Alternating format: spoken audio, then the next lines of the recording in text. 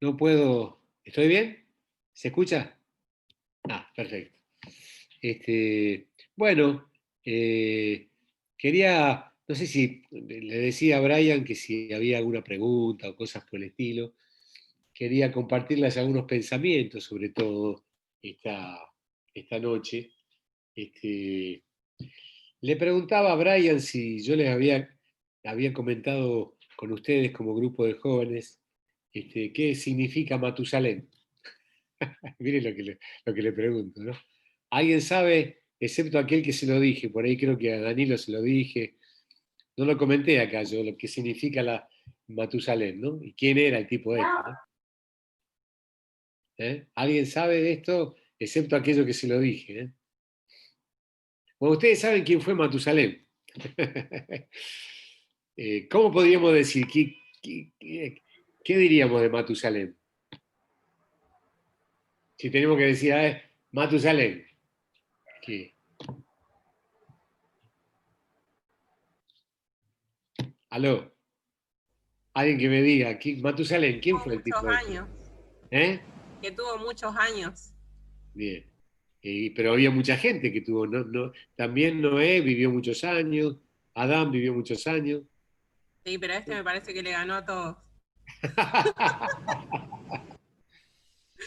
¿Sí? ¿Será así? Bien, Sí, no sí, sé. es el hombre que más vivió sobre toda la tierra. Vivió 969 años. Miren qué interesante, ¿no? Bueno, después quiero hablar de otras cosas, pero estaba charlando recién con un grupo de hermanos. Este, Matusalén fue el hijo de Enoc y fue el abuelo de Noé. Miren qué interesante, ¿no? No es cualquiera. Cuando da la genealogía allí en Génesis 5, habla de los descendientes de Adán y Eva. Ahí habla primero de Enoc. Enoc es muy interesante, ¿no? Pues fue, cuando tenía 65 años, era un pibe. Yo tengo 67. A los 65 años él tuvo un hijo. La gente tenía los hijos ahí mucho más tarde, ¿no? A los 65 años tuvo un hijo, Enoc, y comenzó a caminar con Dios. Miren qué interesante, ¿no? Eso lo dice, a ver si lo tengo acá. De paso, me gustó justamente, ¿no? Dice, a ver si lo encuentro por acá. Dice, vivió Enoc 5:21, 65 años y engendró a Matusalén. Y caminó Enoc con Dios después que engendró a Matusalén, 300 años, y engendró hijos e hijas. ¿Qué cosa? Siempre me pregunté qué habrá pasado con este hombre, ¿no? Que cuando tuvo un hijo, en vez de quejarse porque no podía dormir de noche, como hacen muchas madres, este, eh, comenzó a caminar con Dios. Dice, caminó con Dios después que engendró a Matusalén, ¿no? Enoch es un personaje muy tremendo, dice que vivió 365 años, o sea que se fue muy temprano, porque todos los tipos se iban mucho más tarde, ¿no? Todos vivían mucho más en esa época. Este, y Enoch caminó con Dios y le puso a Matusalén un nombre profético. Cuando uno va al diccionario para ver lo que significa Matusalén, yo creo que tiene algo que ver con una jabalina clavada en la tierra, algo por el estilo. No recuerdo bien la interpretación, pero muchos dicen que Matusalén tiene tiene un nombre nombre profético que significa cuando se muera, vendrá. Miren qué interesante, cuando se muera, vendrá. Estaba hablando de la muerte de este hombre. Desde chico, cuando se muera, vendrá. Es decir, cuando Matusalén iba a la escuela, y lo llamaban a tomar lección en la secundaria o en la primaria, no sé si todavía se hace eso. Así que le dicen, cuando se muera vendrá, pasaba el pobre Matusalén adelante, ¿no? Es un chiste esto, pero la verdad que es así, ¿no? Un nombre muy raro el que tenía. ¿Por qué se habrá llamado cuando se muera vendrá? Hace muchos años yo, como me gustan los números, me puse a hacer número con esto, y cuando me puse a hacer número, resulta que Matusalén muere el año que vino el diluvio. ¿Ustedes sabían eso? El año que vino el diluvio muere Matusalén. Eso no es muy difícil calcularlo porque tuvo un hijo, Matusalén, que fue Lamec, y lo tuvo a los 187 años. Hay que hacer las cuentas allí, ¿no? Después Lamec tuvo un hijo que fue Noé, y lo tuvo a los 182 años. Si ustedes van sumando, y a la edad de 600 años de Noé vino el diluvio. Fácil, ahí está. 969 años. Increíble. Yo me acuerdo, estaba haciendo los cálculos para cuando estudio la Biblia, hace mucho que no. Y cuando voy sumando, cuando pongo más, me da 969. Yo dije, después no estaba en ese tiempo internet. Hoy día uno va a internet y lo encuentra fácil. Pero me sorprendió ver que cuando estaba sumando, daba 969. Era la edad de Matusalén. Murió el año en que vino el diluvio. Algunos dicen que no murió por el diluvio, sino que murió antes del diluvio. Ahora, esto es espectacular lo que dice acá. ¿Ya? ¿Por qué digo espectacular? Porque el padre era un hombre de Dios, caminó con Dios. Enoc era un hombre de Dios tan tremendo que dice que, conocen el dicho ese tan famoso, que un día caminaba todos los días con Dios y un día el Señor le dijo, estás más cerca de mi casa que la tuya, ¿por qué no te venís? Y se fue. Y no murió, ¿no? Dos personas en la Biblia que dicen que no murieron. Dos o tres. Aparte de, dos o tres. A ver, de paso pregunto. Dos o tres. Acá me están escribiendo. Díganme por micrófono más fácil, si no me pierdo. Elías, muy bien. Elías fue el otro.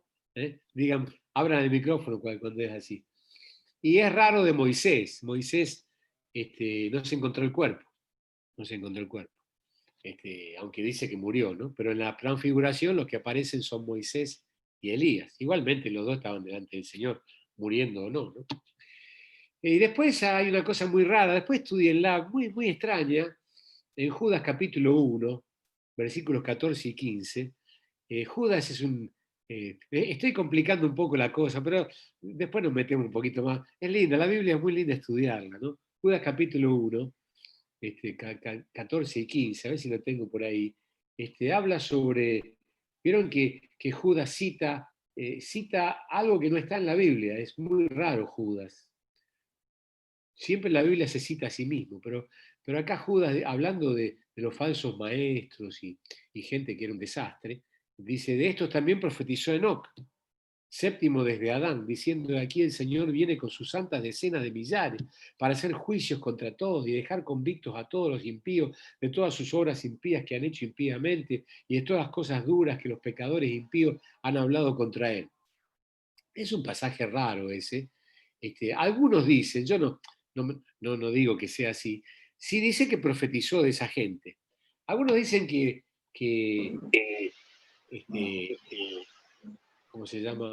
Enoc, que Enoc, al ponerle nombre así, empezó a hablar acerca de que si no se arrepentían la gente, iba a venir una catástrofe sobre el mundo. Por eso, ¿por qué el nombre? Cuando muera vendrá. ¿Qué vendrá? El diluvio, el juicio de Dios. Cuando muera, vendrá. Ahora, me llama la atención y me gusta que es el hombre que más vivió sobre la tierra, 969 años. Eso habla de la misericordia del Señor, habla de la paciencia de Dios para con el hombre. ¿Se acuerdan? 1 Pedro capítulo 5, ¿no? A ver si lo encuentro. 1 Pedro capítulo 5 habla de, a ver si lo encuentro, dice, ¿es primera o segunda? No, segunda Pedro. Perdón, estoy buscándolo acá. Segunda Pedro, capítulo 5. ¿Cómo hace? No, es Primera Pedro, ¿qué estoy diciendo? Perdón. Estoy inventando. Primera Pedro, capítulo 5. Che, ¿dónde está? Ay, o capítulo 3. Cuando dice. A ver, perdón. Dice el lío, ¿eh? Es Segunda Pedro, entonces. Segunda Pedro. Borre todo lo que estoy diciendo.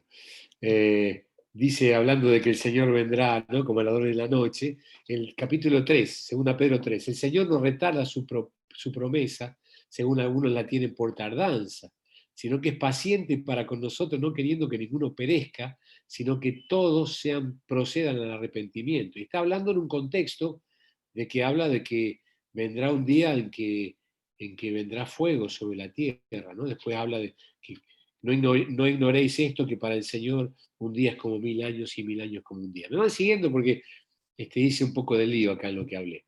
Quiero decir, una cosa que me impresionó es que justamente, si esto es verdad que el nombre de Matusalén significó realmente cuando muera vendrá,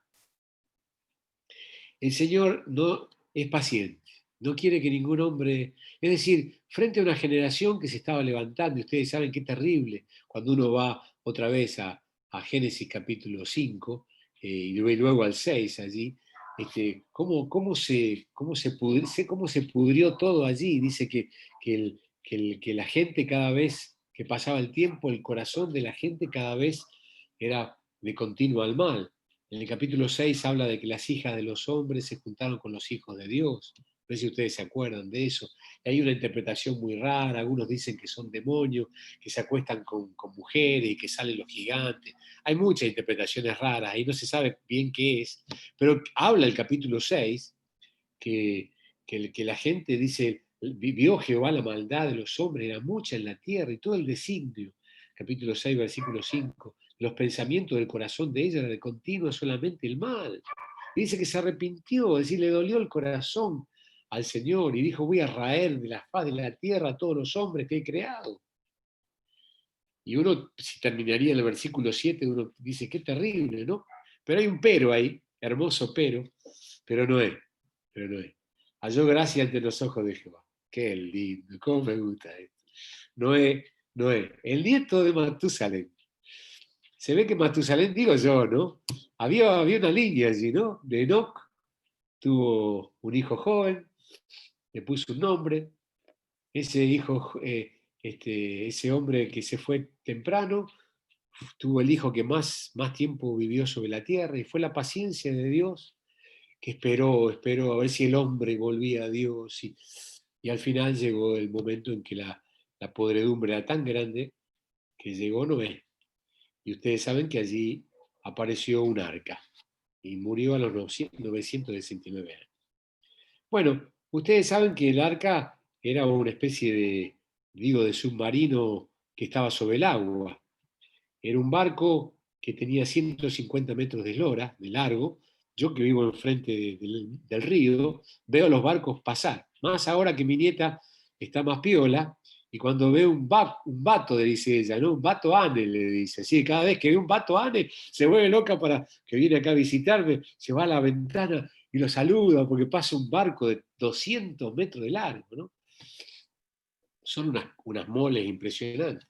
Ahí pasaron una cuarentena, no sé si hablamos alguna vez sobre esto, a mí me llamó la atención, cuando empezó la cuarentena, yo estaba mirando esta cuarentena de esta gente, que nosotros íbamos a estar por 10 días, al final ya van 7 meses, una cuarentena de una familia de 8 personas, que duró un año, adentro de un barquito. La verdad que por más que sea grande el barco, 1,5 cuadras, 150 metros de largo más o menos, por 25 de ancho, nuestro salón no llega en algún lugar, en una parte del salón tiene 22 metros, así que un poco más ancho que el salón nuestro, y 14, 15 metros de alto, 3 pisos. Era un lugar bastante grande, pero estaba lleno de animales, lleno de comida. Es una cosa muy, muy extraña. Ustedes saben allí, cuando uno estudia esto, ¿no? 7 parejas de animales limpios, una pareja de cada animal que no era limpio. En las parejas de animales limpios, justamente Noé, cuando después del diluvio, sacrifica y arma un altar con uno de ellos, ¿no? ¿Qué habrá sido allí adentro del arca? Muchas veces me he preguntado, ¿cómo habrá sido vivir adentro del arca, ¿no?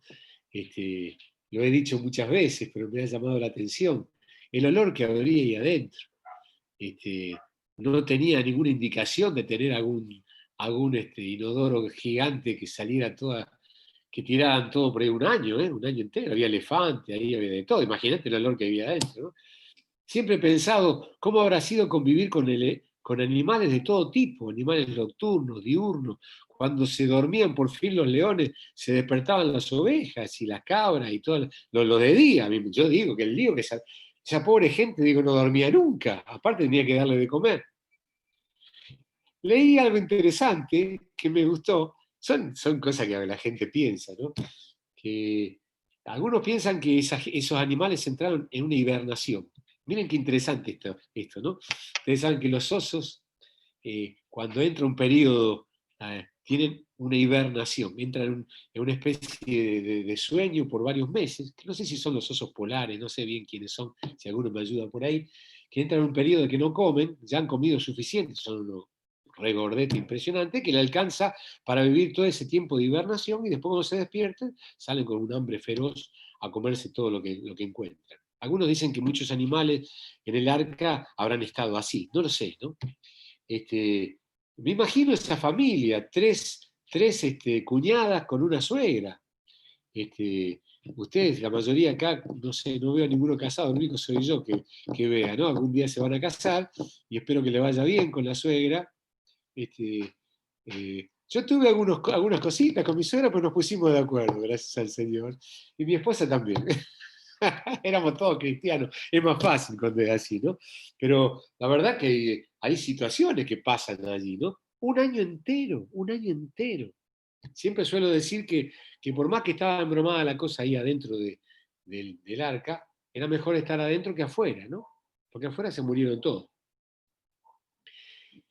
Pienso, qué tremendo este Noé, ¿no? Dice, tomándolo después de Hebreos, hablando de él, dice, por la fe Noé preparó el arca, con la que salvó a su familia. Y me gustó mucho estos días me gustó mucho, porque esa gente que fue adentro del arca tenía un líder que era un hombre de fe, que era Noé. Eh, y nosotros somos todos descendientes de Noé. Siempre decimos que somos descendientes de Adán y Eva, pero la verdad que somos descendientes de Noé. Claro que sí, por supuesto, porque la única familia que se quedó allí. Y según Nimitian, somos todos descendientes de los armenios, porque como el arca quedó en Armenia, ustedes saben que quedó en Turquía, en un monte que se llama Ararat. No sé si ustedes saben, algunos satélites sacaron algunas fotos, pero no se puede acceder a ese monte, es un monte muy alto, donde está generalmente casi todo el año cubierto de hielo. Bueno, son todos detalles, esto es interesante, pero me gustó porque en ese barco había un hombre, en ese submarino que estaba por el mar. ¿Por qué digo submarino? No tenía ventana, tenía una sola escotilla, ¿no? que la abre eh, Noé recién cuando había pasado mucho tiempo. No sé cómo habrán contado los días para saber cuándo tenía que abrir la escotilla, ¿no? Cuando abre la escotilla, saca un cuervo. ¿Vieron que manda un cuervo? ¿Por qué habrá mandado un cuervo? El cuervo va y viene hasta que deja de venir, porque un día encuentra comida. Comen carne los cuervos. Habrán encontrado carne de bastante tiempo allí, ¿no? Y luego envía una paloma hasta que la paloma al final vuelve con un olivo. Qué cosa interesante de todo esto. Pero digo, me llama la atención este hombre. Era un hombre que tenía propósito. Él quería salvar a su familia. Y yo digo, la cuarentena para él fue salvar a su familia. La cuarentena de un año, ¿no? Fue un año entero. Al principio fue unos truenos impresionantes. ¿Qué habrá sido? Dice que eran las cataratas de los cielos las que se abrieron, ¿no? Y luego siguió lloviendo, creo que fueron como 7 meses, hasta que luego paró la lluvia, luego empezó a bajar el agua. Pero él no solamente su propósito era salvar a su familia, sino que salvar a la humanidad. Me gustó este pensamiento, porque algunos no se dan cuenta que esta cuarentena, no tienen propósito para la cuarentena. Recién escuchaba, lo mandé por caravana a un hombre diciendo en 1 minuto y medio, pónganle un pero, no sé si lo pudieron ver, un videíto chiquitito que mandé, me lo mandaron a mí. A todo pónganle un pero, hagan como el salmista, dice. Recién leíamos un pero, ¿no? Pero Noé, si el Señor estaba enojado con el mundo, pero encontró a alguien ahí que tenía fe.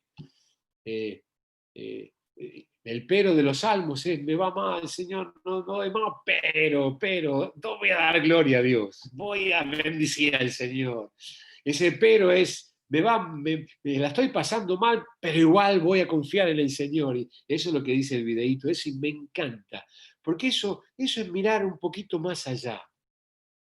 Y nosotros somos descendientes de Noé.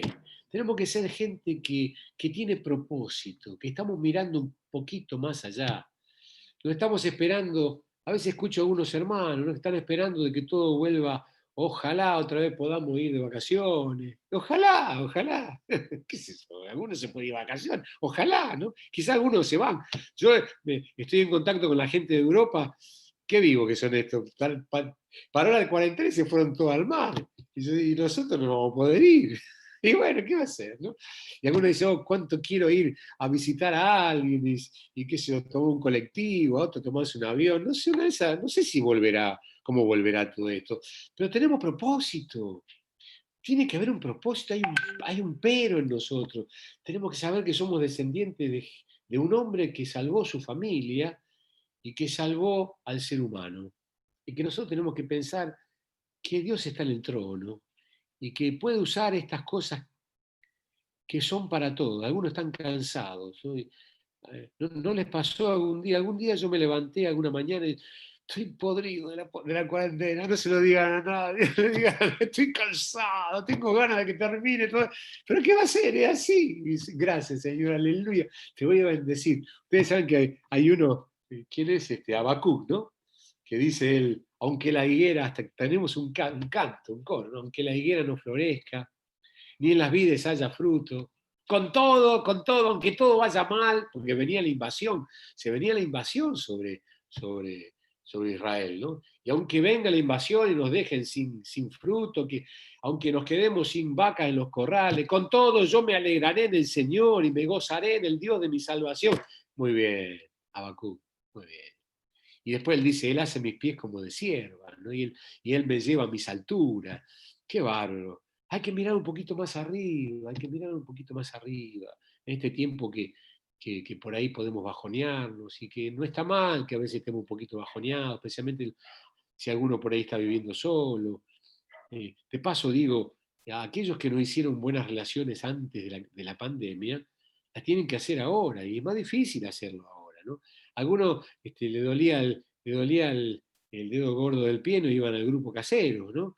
O tenía que encontrarse con el discipulador y no sé, jugaba a central, digo yo, para quedar bien ahí con Brian, porque si no me carga. O jugaba a Newell, o jugaba, y no, y bueno, y siempre tiene un pero, y bueno, no formaron relaciones. Cuando llegó el momento de la crisis, si uno no tiene relaciones, es más difícil formarlas. Bueno, querido, yo le digo a todos, estamos diciendo a los líderes de grupo, cuidemos a la gente, a aquellos que están menos conectados. Yo sé que estamos todos cansados de Zoom, de Meet, de YouTube y de todo, queremos ver las caras, pero a veces no queda otra. Y qué lindo es encontrarnos un ratito, aunque sea, y ver las caras. Lástima que algunos las ponen allí y vemos un montón de hermanos que están con una linda foto, por lo menos con la foto, pero es lindo ver la cara del otro cuando hace una sonrisa o esto o lo otro, por lo menos vernos un ratito, ¿no? Qué lindo, desarrollar nuestras relaciones, de paso digo esto, ¿no? Bueno, no era lo que yo pensaba hablar. No sé si alguno tiene una pregunta sobre esto que comenté recién. Hoy estuve estudiando otra vez a Matusalén. Muchas veces lo he estudiado a Matusalén, pero les cuento ese descubrimiento que hice cuando puse el dedito allí en el igual y me dio 969. Hice, ¡guau! Hice así, dije, ¡epa!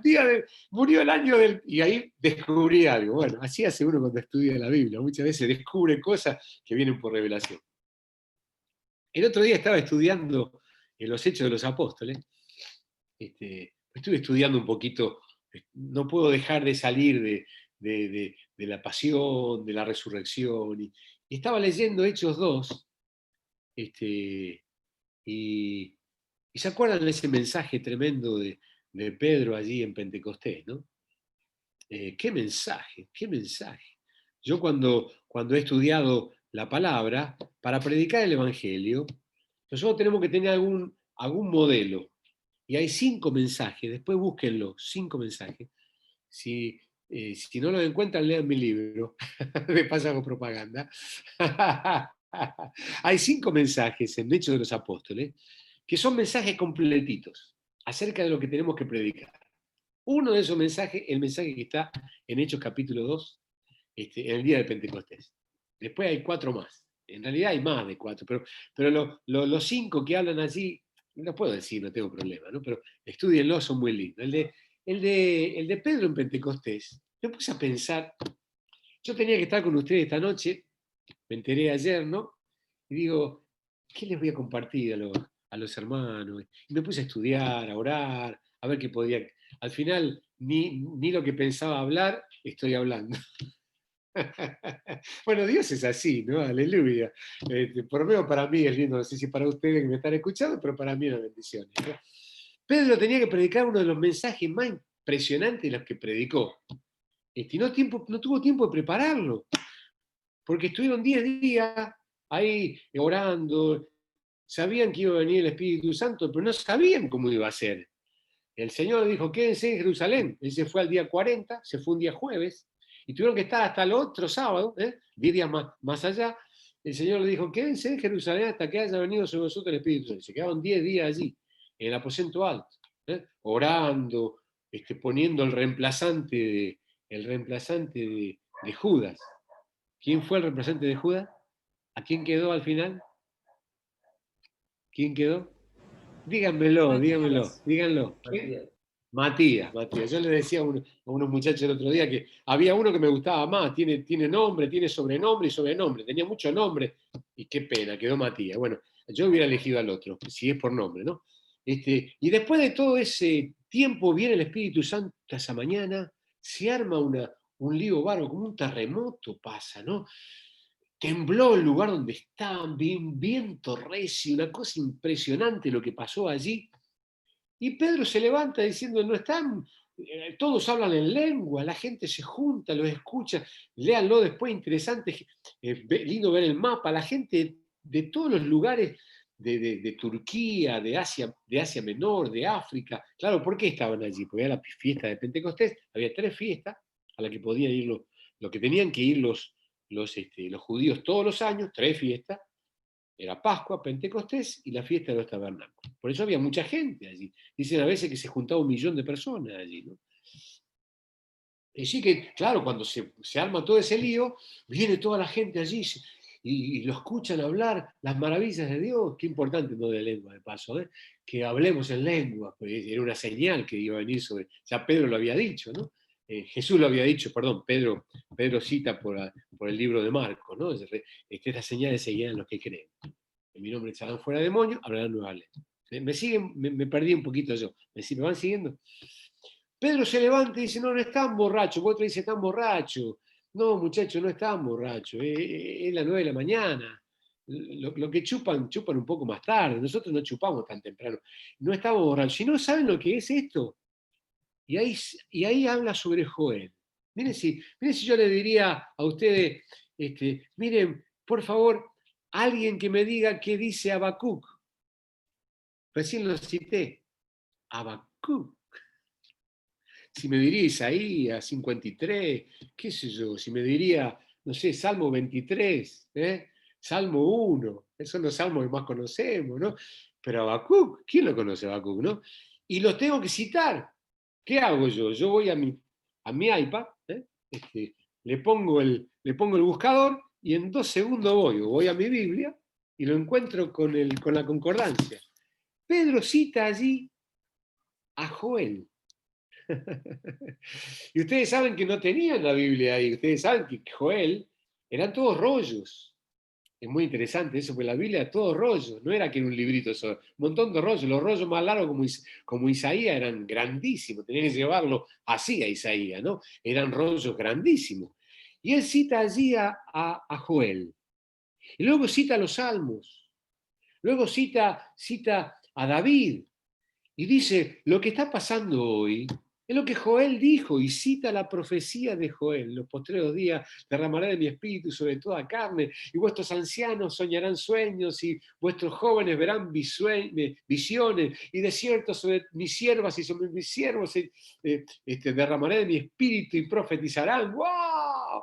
Y todo aquel que que invoque el nombre del Señor será salvo.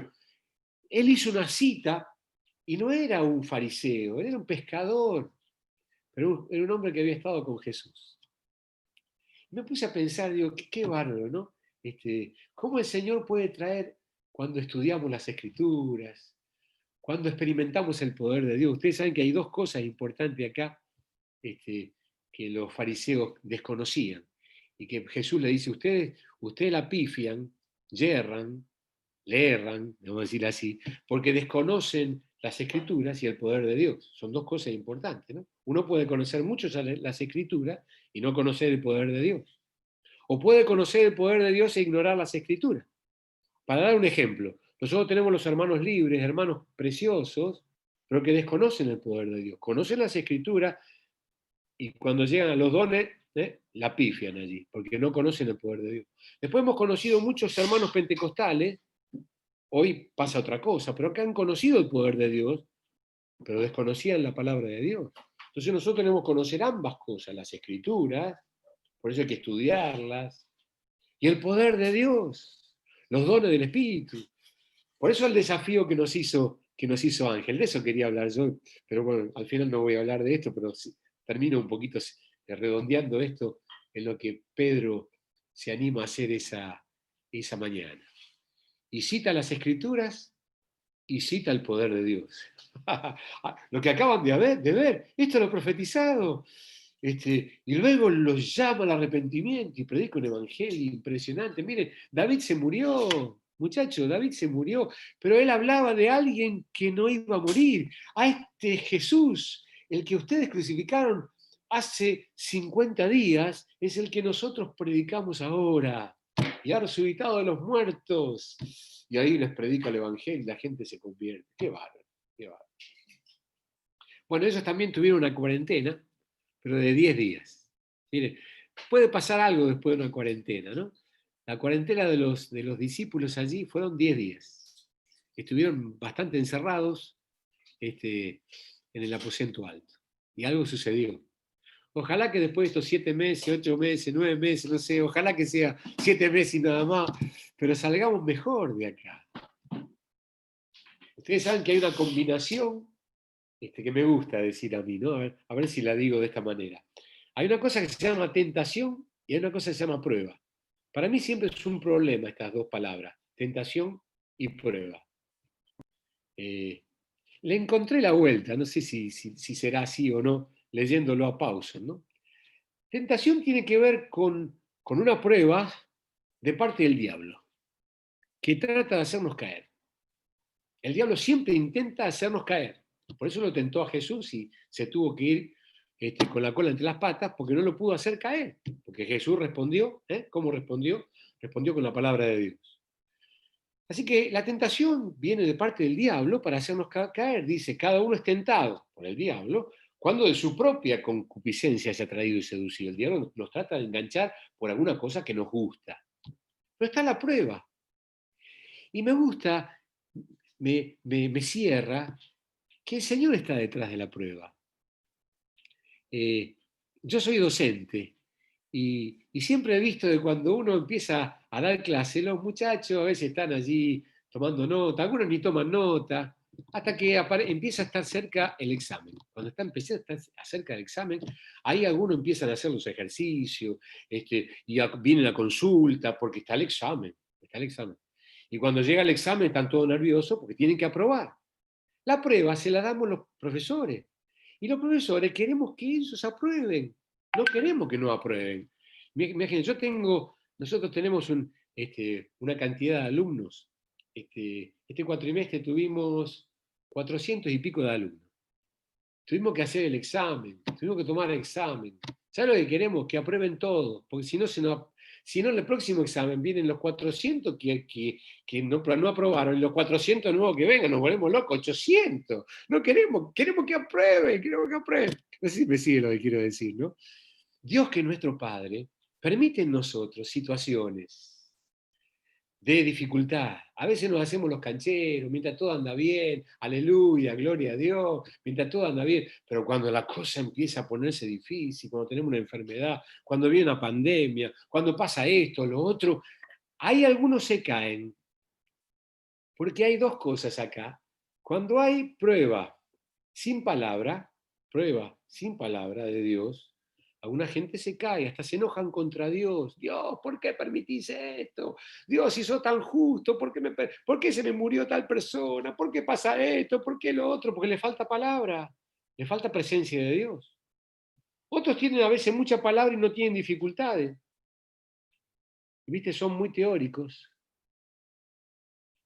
Yo recuerdo mi adolescencia, ¿no? Nadie se había enfermado en mi familia, nadie se había muerto en mi familia, y yo tocaba de oído muchas cosas, hasta que vino el Espíritu Santo, me llenó, que fue tan precioso a los 17 años, y después vinieron las dificultades.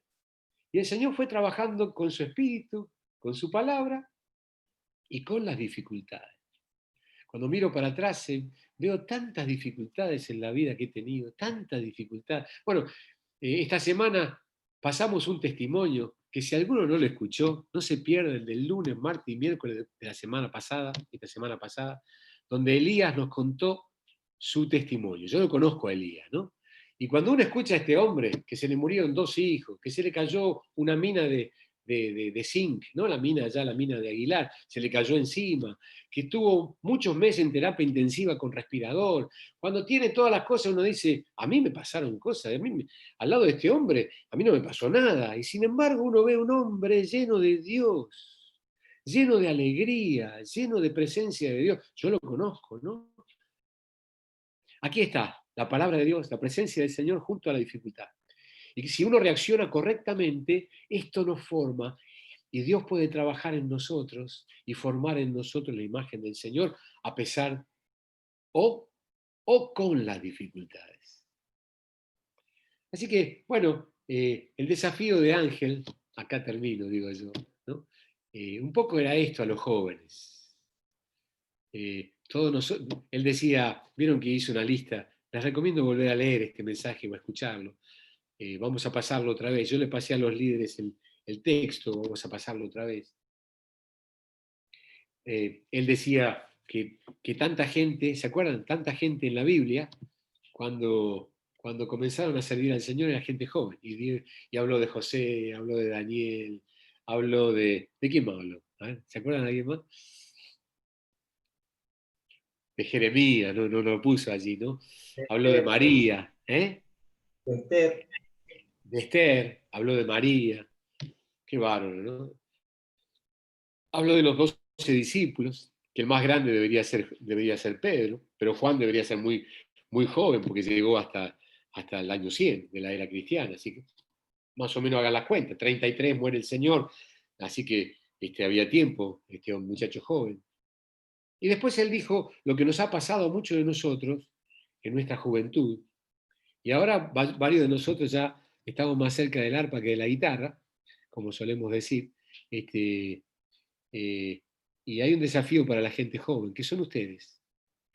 Y dijo muchas cosas muy preciosas allí, ¿no?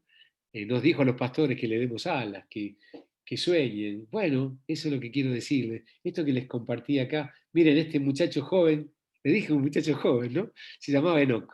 Tenía 65 años, pero para la época era un pibe. Debería tener es un chico de 15 años, sería para la época, ¿no? Y este caminó con Dios, qué bárbaro. Y así cada uno de esta gente. Y yo mirando para atrás en mi propia vida,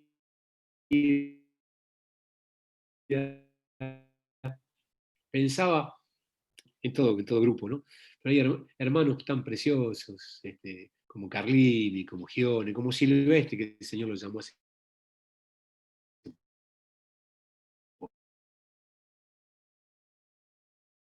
Poquito. Qué sé yo, podía una lista unidos en el espíritu y creemos básicamente lo mismo. Hay 2 o 3 temas que son bravísimos, ¿no? Pero el Señor nos va a llevar a la unidad de la fe. Pero digo, toda esa gente son gente que hemos conocido con Víctor en nuestra juventud.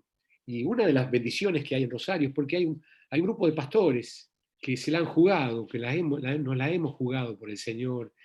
Y en la historia nuestra ha estado Anacondia en el 85, que trajo tanto bendición sobre la ciudad y sobre la nación, ¿no? Y bueno, Anacondia también fue tomado en su juventud, y podríamos decir Todos nosotros, él decía, el 90% de nosotros se convirtió cuando era chico, ¿no? Yo recuerdo, la otra vez un grupo nos preguntó a mi esposa y a mí cuándo nos convertimos. Yo me convertí a los 9 años y mi esposa se convirtió a los 8. Miren, 9 años y 8 años. Claro que nuestra experiencia fuerte con el Señor, en mi caso fue a los 17, y en el caso de ella fue a los 12 años de llenura del Espíritu Santo. Qué bárbaro, ¿no? Qué bárbaro.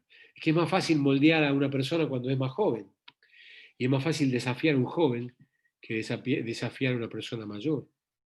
Así que nos ha dado nuestro hermano Ángel un desafío a todos. Y él dijo, y me gustó lo que dijo, ¿no? Cuando somos más grandes, si hemos sido militantes en nuestra adolescencia y nuestra juventud, envejecemos mucho más lento. Somos grandes, pero somos jóvenes. Bueno, yo dije amén, porque yo me siento así. Me cuesta verme que tengo la edad que tengo. A veces le digo a mi esposa que ella está, que cómo puede ser que yo estoy casado con una abuela, ¿no? Una cosa media rara, no puedo entenderlo. Che, es un chiste, una sonrisita, aunque sea, por favor, ¿no? Le estoy diciendo a ella que es vieja, yo soy 7 años más viejo que ella, por favor, ¿no? Pero la verdad que tengo sueños, quiero vivir para el Señor y quiero. Esta semana estábamos con Wenceslao Mansevich, tiene 89 años, 89 años, la edad que murieron mis abuelos, que estaban pobrecitos, viejito, viejito. Este viejito es un aroma de Dios hermoso, ¿no? Y él nos decía, yo antes de morirme le estoy pidiendo al Señor que me dé otro discípulo, que yo pueda formar antes de morirme. Y tiene 89, ¿no? Uno diría, ¿estará el año que viene? Ojalá que sí, ojalá que sí. Pero qué lindo, ¿no? Vuestros ancianos soñarán sueños y vuestros jóvenes verán visión. Bueno, este es un desafío. Vuelvan a repasar. Yo tenía otras cosas para compartirles, pero me parece que fue lindo poder mirar algunas de estas cositas que les compartí. No sé si hay alguna pregunta.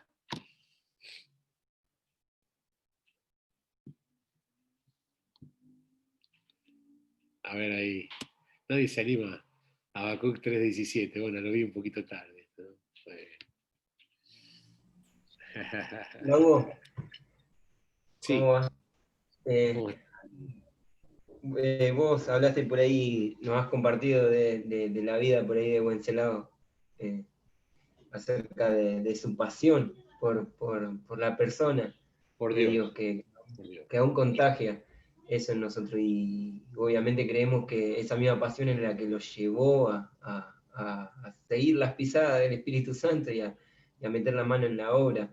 Como jóvenes, ¿qué consejo nos das vos para que vivamos con un corazón apasionado así por el Señor, que arda por su presencia y que esa misma pasión por su presencia nos lleve a gastar nuestras vidas para Él? Y la pasión se prende en la presencia del Señor, ¿no? Alguien le dijo a Spurgeon, un hombre, el predicador de la historia, ¿no? ¿Cómo puedo hacer para tener la pasión que usted tiene? Le dijo alguien. Ustedes conocen lo que él dijo, ¿no? Le dijo, prendete fuego, prendete fuego. Es lo que Pablo le dice a Timoteo, ¿no? Que aviva el fuego del don de Dios que te fue dado por imposición de las manos del presbiterio. Así que hay que avivar el fuego, hay que avivar el fuego.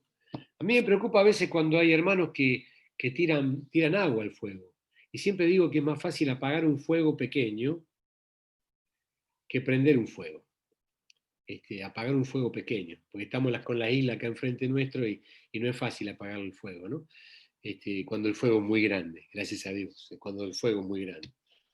Pero algunos tienen a veces un fuego, y como Timoteo, aviva el fuego. Acuérdense que Timoteo era tímido, a pesar de ser un pastor de pastores, y el apóstol le dice, aviva el fuego, aviva el fuego. Así que nosotros constantemente tenemos que acercarnos a las Escrituras, acercarnos al Señor, aprender de hermanos que están encendidos, acercarnos a hermanos que están encendidos. Desear los dones del Espíritu, desear la presencia de Dios en nuestra vida, desear. Yo digo que una de las cosas más triste, lo comentaba con Danilo y Abel el otro día, ¿no? Una de las cosas que más triste hay a veces en la iglesia es cuando no es la pasión desordenada, que es triste, ¿no? Epa, ojo, ahí está. Digo, una de las cosas tristes que hay en la iglesia no son solamente las pasiones desordenadas, las peleas, el sexo fuera de lugar, qué sé yo, los partidismos, los rencores, por supuesto que son feas, pero alguien dijo una vez, una de las cosas más tristes de la iglesia es la falta de pasión. Cuando lo que dice el Señor, ¿no? Ojalá fuese frío o caliente, pero es tibio. Yo quiero que ardas, quiero que ardas. Siempre me acuerdo al principio, cuando el Señor me llenó del Espíritu Santo, había una canción que cantábamos muy seguido, ¿no? Oh Señor, quiero que ardas en mi ser. Es un coro lindo, ese viejito pero lindo, ¿no? Como la zarza quiero arder con tu poder. En nuevas lenguas quiero hablar como señal que estoy ardiendo con el fuego celestial. Quiero alabarte y adorarte solo a ti. Bueno, quiero alabarte y adorarte solo a ti. Como se adora en espíritu, en verdad. Oh Señor, quiero que ardas en mi ser. Nunca tenemos que perder esa pasión por Dios y esa mirada hacia lo que nos rodean, esa pasión que Dios tiene por los que nos rodean. A veces no sé qué les pasa a ustedes, suelo decir, ¿no? A veces veo a algunas personas que me caen mal. Algunas personas ¿cómo diría? Tengo que decirlo con vergüenza, ¿no? Hay algunas personas que a veces veo y me dan como cierto, eh, cierta repulsión, ¿no? Y le he pedido al Señor que me ayude a mirarlos como Él los mira. Porque Dios dio su vida por esa persona, Jesús dio su vida por esa persona como la dio por mí. Me acuerdo una vez Víctor nos contó, no sé si alguno se acuerda, que estuvo en Brasil visitando una congregación y el pastor de esa congregación tenía por costumbre los días sábado a la noche con los jóvenes ir a darle de comer a la gente que estaba viviendo en la calle. Y cuando fue esa gente, él fue con ese pastor y esos jóvenes, y la gente estaba vomitada encima, hecha encima, se había hecho su necesidad, tenía un olor impresionante. Y estos hermanos iban y los limpiaban, les daban de comer, los abrazaban. Y él dijo algo que fue muy duro, ¿no? Porque a mí me ha pasado a mí algo así. Él sintió cierta repulsión por esa gente. Y a veces me ha pasado a mí, frente a unas personas, que he sentido cierta repulsión. Y el Señor los ha amado como me amó a mí y dio su vida por ellos. Así que nosotros tenemos que aprender a ver cómo mira Él. Esto es parte de la pasión que tenemos que tener, la pasión que tuvo Jesús por morir por otros.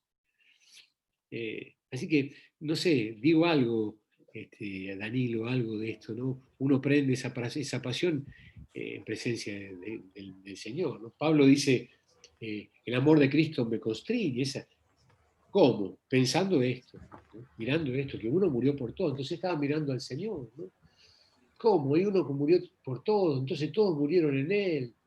Y ahora la gente que vive mal, porque tiene que vivir para aquel que murió y resucitó por ellos. Entonces, hay algo que me llama la atención y que me enciende, y luego veo a los demás y quiero también ayudarles a que cambien, ¿no? a que sean transformados. No sé si te ayuda.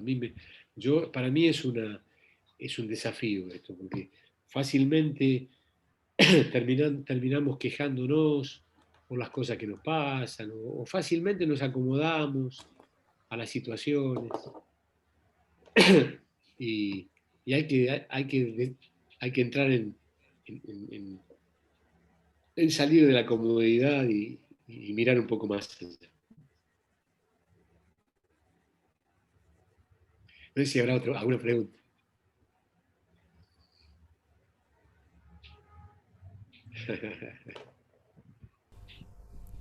No, pienso así como vos decías, Hugo, Hugo. No, sí, sí, dale. No, yo iba a añadir algo, pero preguntar. vale. No, que cuando hablaba de las pruebas, me acordé así inmediatamente que algunas veces yo te veía cuando venías a hacer rehabilitación al Dreams, y me acuerdo que una vez nos cruzamos, yo a veces te veía de lejos, pero una vez nos cruzamos y me acuerdo que no te quejaste. Me acuerdo, estaba todo flaquito con el bastón. Y bueno, y no te quejaste. Y me acuerdo que en ese tiempo también yo estaba orando por vos y tuve una palabra y ahora me la acordaba, que era, claman los justos y Jehová los oye y lo libra de todas sus angustias. Y la verdad que para mí, mira, no me olvido más de eso. Yo te vi en ese momento tal vez de debilidad física, pero sin embargo el Señor estuvo ahí con vos. La verdad Aleluya. que es un ejemplo, porque no, Aleluya. pudiendo decir, sí, me duele acá, me duele allá, no hubo queja. Así que la verdad que es un Aleluya. ejemplo, en medio de la prueba, seguir dando gloria al Señor. Amén. Tuviste una palabra que me mandaste, Sí. pues yo siempre la tengo muy presente, de ese salmo que nombraste allí.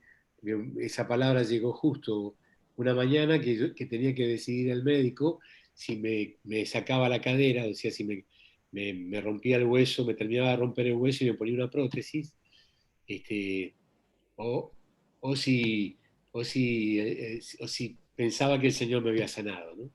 Y esa mañana yo estaba convencido que el Señor me había sanado, pero los síntomas seguían. Estaba ¿cómo se llama?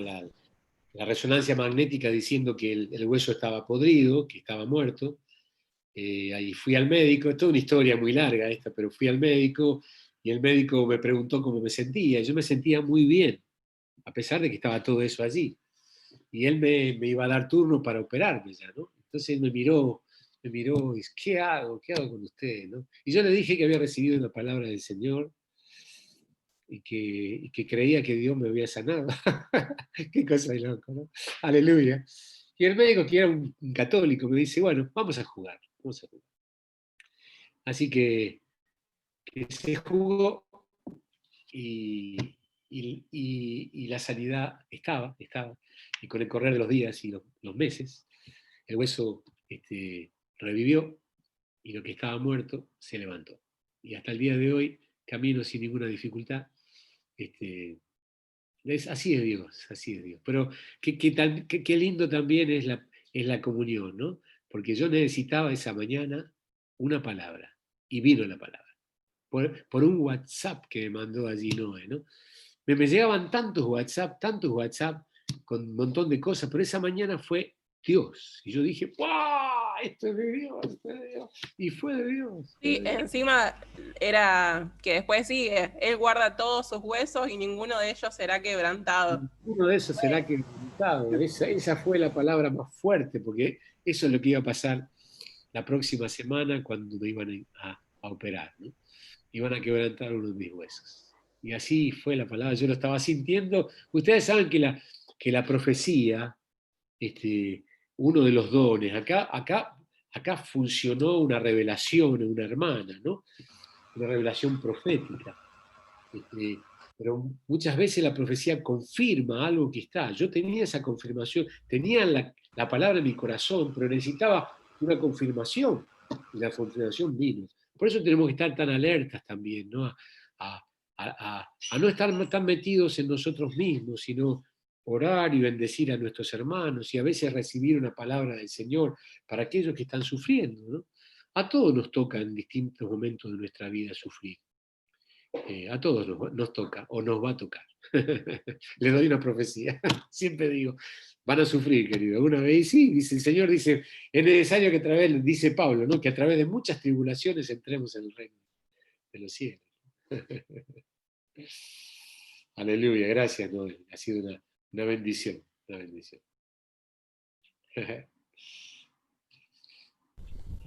La Muy prueba, bien. la prueba es una posibilidad nueva de ejercer la fe. Un desafío, ¿no? No siempre lo vemos así, a veces quisiéramos no verlo esto, ¿no? Ojalá que no me pase, ¿no? Pero bueno, las dificultades vienen, sí. si nos dejamos guiar por el Señor, aunque ande. Estuve estudiando hace un tiempo atrás, ¿saben? Una vez lo prediqué en la congregación, el Salmo 23. Es un salmo el más conocido que hay. Y descubrí, miren, a esta altura de la vida, ¿no? Descubrí que el Señor es nuestro hospedador. Miren qué cosa rara lo que estoy diciendo, ¿no? Un hospedador, cuando yo me voy a hospedar a un lado, siempre me pasa que voy a un lado. A veces me dan la mejor cama, si voy a predicar especialmente, ¿no? Me dan la mejor cama, me preparan una comida especial. Ahora que saben que soy diabético, me preparan comidas especiales para que no me haga mal el azúcar y todo lo demás. Y ahí tengo un buen hospedador, ¿no? Dice, preparas un banquete delante de mí, en presencia de mis angustiadores. Qué bárbaro, ¿no? Sí que Él nos hospeda. Preparas una mesa. Se voy caminando un momento de mucha dificultad en la vida, como nos está pasando ahora a todos, o quizás nos ha pasado a alguno, ahí a Maxi, al papá, ahora a Trini, o quizás a otros que están también con el problema. Pero Dios prepara una mesa delante de mí, en presencia de mis angustiadores. Unges mi cabeza con aceite. Por eso hay que estar muy abierto al Señor, ¿no? A veces no nos unge la cabeza con aceite porque estamos con la cabeza en otro lado, ¿no? Estamos llenos de un montón de cosas y no nos puede ungir la cabeza, ¿no? Estoy hablando no solamente de esta cabeza, sino de nuestros pensamientos también. Mi copa está rebosando. Y después termina diciendo, ciertamente el bien y la misericordia me seguirán todos los días de mi vida. Y en la casa de mi Padre, otra vez, moraré por largos días. Otra vez, me voy a preparar lugar para ustedes. Si no fuera así, yo se lo hubiera dicho, le dice, muchacho. Voy a preparar, en la casa de mi Padre, muchas moradas hay. Si no fuera así, yo se lo hubiera dicho. Así que tenemos un hospedador eterno. Qué glorioso, qué glorioso. Caminamos con el Señor en esta tierra, en dificultades. A veces yo pienso en esta pandemia tan fuerte, a veces yo pienso en la gente más joven, todo lo que se dice de la economía. La verdad que Argentina ha pasado tantos. Desde que soy chico, hay gente que se quiere ir del país. Estoy diciendo esto, ¿no? Hemos pasado crisis de todo tipo. Y bueno, hasta aquí nos ayudó el Señor. Hasta aquí nos ayudó el Señor. Hemos pasado rodrigazo, hiperinflación, trueque, qué sé yo, las cosas que hemos pasado, ¿no? Guerra. Y bueno, en los que estamos en el Señor, hasta aquí nos ayuda el Señor. Y podemos confiar. Confiar. Yo estoy contigo, ¿no? Dice el Señor. Confiar. Aleluya. Y eso tenemos que tomarlo de parte del Señor. Amén. Aleluya. Bueno, ¿alguna otra pregunta o los dejo tranquilos entre ustedes? Si no hay más preguntas, Hugo, oramos por vos. Si querés ¿Cómo no? seguir ¿Cómo un no? ratito. ¿No hay más preguntas? No, se ve que no. Bueno, oramos. Sí. Señor, te damos gracias por la vida de nuestro hermano. Papá, te damos gracias por todo lo que le diste para que nos compartieran esta noche, Señor. Ayúdanos a echar mano de esto, papá, a guardarlo en el corazón, Señor, a ponerlo por obra, Señor, a avivar el fuego, Señor, en nosotros, papá, por medio de tu Espíritu Santo, por medio de la comunión con vos, papá. Señor, bendecí la vida de Hugo, Señor, de Ceci, Señor. Seguí guardándolo, Señor, de toda esta pandemia. A él, Señor, a Víctor también, a nuestros hermanos mayores, Señor, guardalos de toda esta enfermedad, Señor. En el nombre de Jesús, Señor, que Él pueda seguir iluminándonos como jóvenes, Señor, y tu rostro siga resplandeciendo en Él, Señor. En el nombre de Jesús, bendecimos la vida de nuestro hermano y te agradecemos por él. Gracias, Señor. Amén. Gracias. Amén. Aleluya. Gracias, Hugo. Bueno, querido.